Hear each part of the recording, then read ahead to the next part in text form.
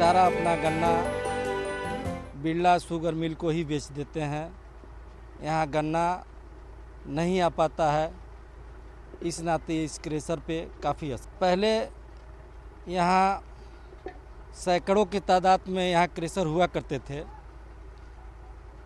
और उन सैकड़ों क्रेशरों पे हजारों लेबर काम किया करते थे और हजारों परिवार का रोजगार इसी व्यवसाय से चलता था। जबकि ये क्रेशर बंद होने की वजह से सारे लोग बेरोजगार बैठे हैं, अन्य कामों में अपना जिनको काम मिलता है वो करते हैं, नहीं तो बैठे हुए हैं बेरोजगार हैं। कहाँ से क्यों ऐसा लोग पलायन क्रेशर पलायन करना क्यों? अब जो लोग इस व्यवसाय से जुड़े थे और जो लोग सक्षम थे वो लोग यहाँ से अपना क्रेशर हटा करके ऐसे जगह पे अपना क्रेशर ले गए कि जहाँ से आसानी से गन्ना उनको मिल जाता है।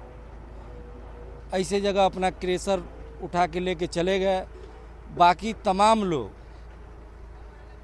इस व्यवसाय से जो जुड़े थे, जिनका क्रेशर था, अपना घाटे की वजह से औने पौने दाम में बेच दिए और दूसरे व्यवसाय में लग गए। यह व्यापार घाटे की वजह से वो लोग छोड़ दिए। वर्तमान की अगर बात किया जाए तो आज जो भी क्रेशर चल रहे हैं, क्या मार्केटिंग कर पा रहे हैं, किस तरीके से उनको गन्ने मिल रहे हैं और सप्लाई कहाँ करते हैं? वर्तमान स्थिति तो बहुत ही दयनीय है। अब चूँकि कुछ 2-4 लोग ही बचे हैं अब यहाँ पे क्रेशर वाले, और वो मजबूरी में दूसरा व्यवसाय न होने के कारण अब मजबूरी में किसी तरह इस व्यवसाय को अपना कर रहे हैं। और यहाँ से पहले गुड़ जो है गोरखपुर, खलीलाबाद, पांडेपार और बस्ती तमाम जगहों पे जाया करता था, जो अब व्यापारी यहाँ वो व्यापारी आते नहीं हैं।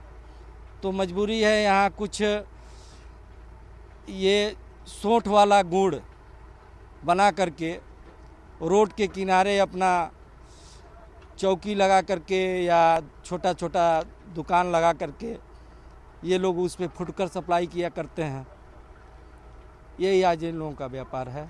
देखिए, इसके विषय में हम कहना चाहते हैं कि सुकरौली गुड़ व्यवसाय के नाम से ही जाना जाता था और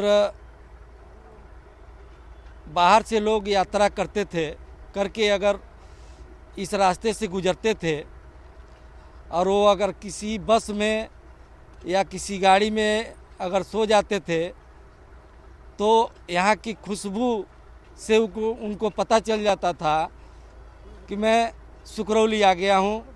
ऐसा सुकरौली का अपना एक इतिहास था जो अब विलुप्त होने के कगार पे है। लेकिन माननीय मुख्यमंत्री जी ने पिछले महीने इसको संज्ञान में लेके पहल किया हुआ है, इसलिए इस व्यवसाय में काफ़ी उम्मीदें जगी हैं। सुकरौली में गुड़ का कारोबार काफ़ी अच्छा चलता है, लेकिन वर्तमान स्थिति ये है कि गन्ने की पैदावार कम हो गई है, जिससे कि यहाँ मात्र 6 से 7 प्लांट चल रहे हैं। पहले यहाँ लगभग 150 प्लांट चलते थे, जिसके कारण थोड़ा सा आय में वृद्धि नहीं हो पा रहा है और निर्यात ज़्यादा नहीं हो पा रहा है गुड़ का। तो यहाँ पे जो लोग वर्कर थे वो क्या है? वर्कर अब खाली घूम रहे हैं, अब दूसरा काम कर रहे हैं। पहले ये था कि एक क्रेशर पे लगभग 15 से 20 लोग काम करते थे, सबको रोज़गार मिलता था। अगल बगल के लोग, गांव के लोग आके यहाँ पे काम करते थे। लेकिन जब से कुछ क्रेशर बंद हो गए हैं गन्ने की पैदावार की कमी से, तो यहाँ के लोग अब इधर उधर काम करते हैं, कहीं गोरखपुर जाते हैं, मजदूरी करते हैं, इधर उधर काम करते हैं। क्या नाम है आपका? मेरा नाम सोनू कुमार मदेशिया है। हमन के बस अब 3 महीना काम मिला था, 3 महीना बस काम मिला था।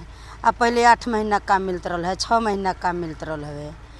अब हमन के बस 3 महीना कमाई होता, ओकरे बाद बैठकी हो जाता है। हमन के कमाई में परेशानी आ गई बाटे। क्या दिक्कत है? बस वो कमाई जैसे 6 महीना कमाए के बा तो कमा तनी के 3 महीना, इहे दिक्कत बा। का काम होला यहाँ? गन्ना भेली बनेला, गन्ना आवेला, 8 गो लेबर कोल्हू पर लगन ना, दोनों कोल्हू पर 8 गो लेबर लगे ना, 4 गो मिस्त्री लगे ना, 1 झोकवा लगे ना, 8 गो खोइयम रहे ना। बस ओकरे बाद इति गन्ना पेराई, रस आई टंकी में से रस आई कराही में से मिस्त्री महिया कटी है, भेली के साफ कऽ के भेली बनाई है। हाँ पहले कहती है बहुत काम होत रहल, लेकिन अब पहले काम हो गल, आ गल बा ढाड़ा के मिल आ गल बा, का करे के हो। ढाड़ा के मिल ज़्यादा गन्ना घींचता है। जा गन्ना बाटे मिल वाला देता ना 400, तो कड़ेसर वाला कहाँ से दे पाई है, कहाँ से लेबर के आदमी के दे पाई है। आ कड़ेसर पर गन्ना मिली बहुत पावर है मालिक लोगन के, तो 250 किन पाई हैं। ऐसे अधिक बढ़िया तो उ लोगन के बहुत घटा जाए। यही से अब क्रेशर बन रहे यही से कड़ेसर हर के बनवाई, हर कड़ेसर चलते रहा 30 गो 35 गो, अब चलता कड़ेसर 9 गो 10 गो, ऐसे अधिक नहीं। का नाम है? हमारा नाम है आशा देवी, सुकरौली बाज़ार के रहने वाली है। मैं सुकरौली बाज़ार में आया हूँ और ये हाईवे के किनारे है और यहाँ पर लगभग 12 से 15 क्रेशर चलते हैं और इसके पहले यहाँ पर लगभग 35 से 40 चलते थे, लेकिन अब जो संख्या है लगभग 12 की संख्या हो गई है। और इसके पीछे रीज़न ये है कि यहाँ पर लोगों को गन्ना नहीं मिल पा रहा है और ये सबसे बड़ा कारण ये है कि बगल में एक ढाड़ा मिल है, वो चालू हो गया है, तो लोग किसान जो है सारा गन्ना अपना वहाँ पे दे रहे हैं, तो इनको गन्ना नहीं मिल पा रहा है, तो इनकी स्थिति आजकल ठीक नहीं है।